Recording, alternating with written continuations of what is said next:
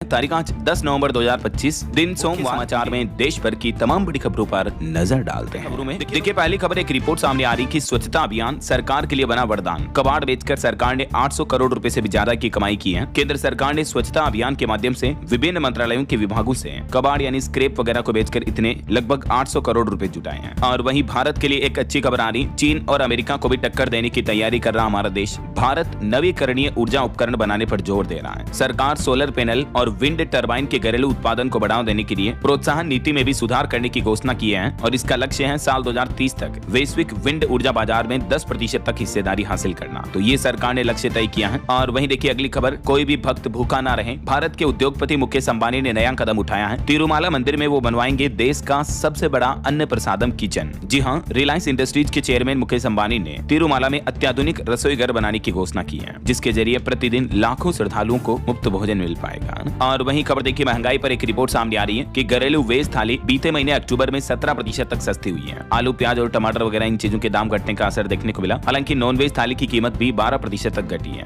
और वहीं देखिए CMIE की रिपोर्ट के मुताबिक त्योहारों पर लोगों को फायदा मिल रहा और सितंबर महीने में लोन की औसत ब्याज दर भी 0.24% तक घटी है। RBI की रेपो रेट में कटौती का असर भी दिखा। Centre for monitoring Indian economy यानी CMIE की तरफ से ये आंकड़े जारी किए गए। चलिए अगला अपडेट देखिए, PM मोदी की उपस्थिति में उत्तराखंड नैनी सैनी एयरपोर्ट के अधिग्रहण पर हुआ ऐतिहासिक समझौता। भारतीय विमानपत्तन प्राधिकरण और उत्तराखंड सरकार के बीच ये एयरपोर्ट को लेकर समझौता ज्ञापन पर हस्ताक्षर हुए हैं। बीते दिन आपको पता होगा दोस्तों, उत्तराखंड रजत जयंती समारोह का आयोजन हुआ उत्तराखंड राज्य के स्थापना दिवस के मौके पर। तो इस कार्यक्रम में PM मोदी भी गए। उन्होंने यहाँ गढ़वाली कुमाऊनी में संबोधन किया और यहाँ की बोली और संस्कृति को नई पहचान भी दी। PM मोदी ने उत्तराखंड को 8,140 करोड़ रुपए की योजनाओं की भी सौगात दी। यहाँ अपने संबोधन में मोदी बोले कि उत्तराखंड का असली परिचय आध्यात्मिक शक्ति है, दुनिया की स्पिरिचुअल कैपिटल के रूप में स्थापित हो सकते हैं। और ये जो 8,140 करोड़ की योजनाएं शुरू की, इसमें कौन कौन सी प्रमुख योजनाएं हैं जो कि उत्तराखंड वासियों के लिए अच्छी बात है। देख सकते हैं इन योजनाओं की जानकारी भी। उत्तराखंड राज्य को स्थापित हुए 25 साल पूरे हो चुके हैं। इस मौके पर PM ने ये कई बड़ी सौगातें दी। PM बोले कि पहले 6 महीने में 4,000 हवाई यात्री आते थे, लेकिन अब उत्तराखंड में रोजाना 4,000 से भी ज्यादा हवाई यात्री आ रहे हैं। वहीं उत्तराखंड सरकार के इन फैसलों की भी तारीफ करते हुए PM ने कहा कि उत्तराखंड के पुष्कर सिंह धामी सरकार ने UCC और धर्मांतरण विरोधी कानून बनाकर साहसिक कदम उठाया। चलिए अगली बड़ी खबर देखिए, 1 जनवरी 2026 से बाइक चालकों पर सख्ती बढ़ती जाएगी। अगर नहीं माने ये 2 नियम तो आपका ड्राइविंग लाइसेंस भी रद्द हो जाएगा। जी हाँ, 1 जनवरी 2026 से ही एक तो भारत में सभी जितने भी नए दोपहिया वाहन आएंगे, बाइक, मोटरसाइकिल, स्कूटी वगैरह, उन सभी में ABS सिस्टम लगाना अनिवार्य होगा। साथ ही हर बाइक और स्कूटर के साथ 2 BIS प्रमाणित हेलमेट देना भी जरूरी होगा। ये नियम तो ऑटो इंडस्ट्री कंपनियों के लिए लागू होंगे।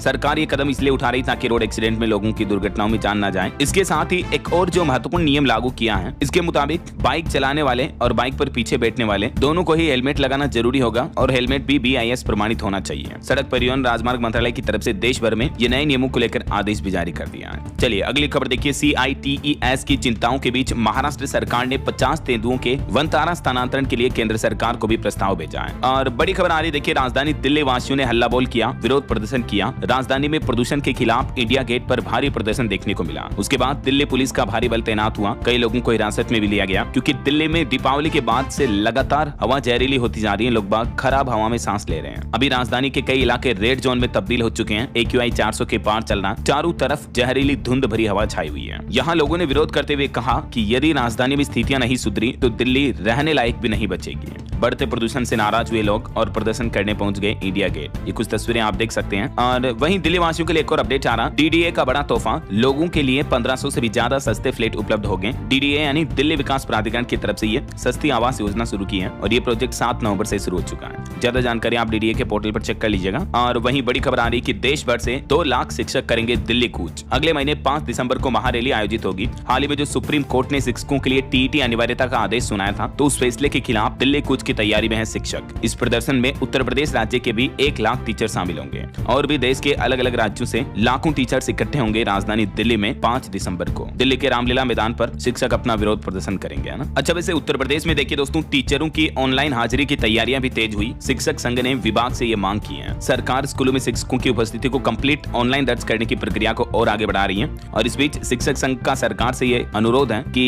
पहले शिक्षकों को उचित प्रशिक्षण दिया जाए और दूर दराज क्षेत्रों में इंटरनेट इंटरनेट कनेक्टिविटी को सुधारा जाए, उसके बाद ऑनलाइन हाजिरी वाला सिस्टम वापस लागू किया जाए। ऐसा क्योंकि वैसे तो ऑनलाइन हाजिरी वाला सिस्टम काफी टाइम पहले भी लागू किया था, लेकिन शिक्षकों के विरोध के बाद आपको पता होगा ऑनलाइन उपस्थिति दर्ज करने की व्यवस्था पिछले साल 2024 में भी आदेश के बाद स्थगित कर दी गई थी, है ना। और उस वक्त भी यूपी के सीएम योगी आदित्यनाथ ने आदेश दिया था कि शिक्षकों की ऑनलाइन अटेंडेंस में जो दिक्कतें आ रही हैं उन्हें जल्द ही दूर करेंगे, अधिकारियों को निर्देश दिया था। तो इस बीच अब खबर आ रही है कि वापस टीचरों की ऑनलाइन अटेंडेंस को लेकर तैयारियां तेज हो चुकी है ना। चलिए अगली खबर देखिए। देश में नेशनल हाईवे अब बनाएंगे सूरत से भी बिजली। NHAI दिल्ली में करने जा रहा है इस पायलट प्रोजेक्ट की शुरुआत। NHAI यानी national highway authority of India की तरफ से है। दिल्ली सहारनपुर राष्ट्रीय राजमार्ग पर सौर ऊर्जा संयंत्र स्थापित करने का प्लान किया जा रहा है। तो हाईवे पर अब गाड़ियां तो चलेगी ही, हाईवे के जरिए बिजली भी उत्पन्न होगी और ये बिजली की आय NHAI को होगी, समझ रहे हो। जैसे हाल ही में आपको पता होगा कुछ जगहों पर हमारे देश में रेलवे ट्रैक पटरियों पर भी सोलर पैनल लगाकर उनके जरिए भी बिजली पैदा करने की पहल की गई थी। इंडियन रेलवे की तरफ से ये नई पहल की गई। तो ठीक वैसे अब हाईवे पर भी आपको सोलर प्लांट देखने को मिलेंगे, है ना। जल्द ही देश भर के अन्य राजमार्गों पर भी इन प्लांट्स को लागू किया जाएगा। चलिए अगली बड़ी खबर देखिए। दुश्मनों को सीधा संदेश दिया भारतीय वायुसेना ने। चीन सीमा पर गरजे राफेल तेजस। असम के गुवाहाटी में वायुसेना का रोमांचक हवाई प्रदर्शन देखने को मिला। जी हां, भारतीय वायुसेना अपने 93वें स्थापना दिवस के समारोहों का आयोजन कर रही है और इस अभ्यासों के तहत देखिए आप ब्रह्मपुत्र नदी के सीने पर गरजे राफेल और तेजस, गूंज उठा आसमान, भारत का विशाल पराक्रम देखा दुनिया भर ने।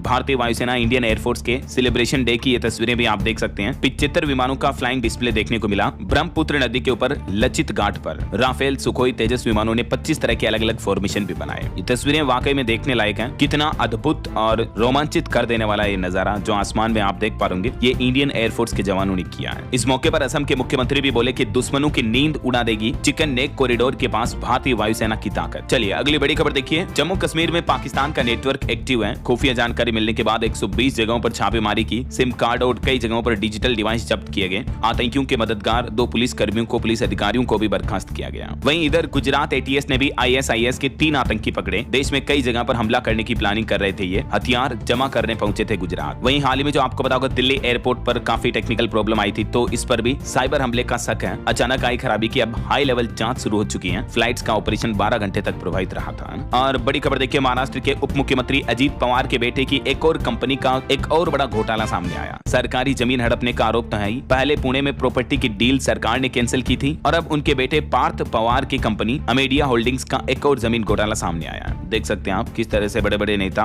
गड़बड़ घोटाले कर रहे हैं। और एक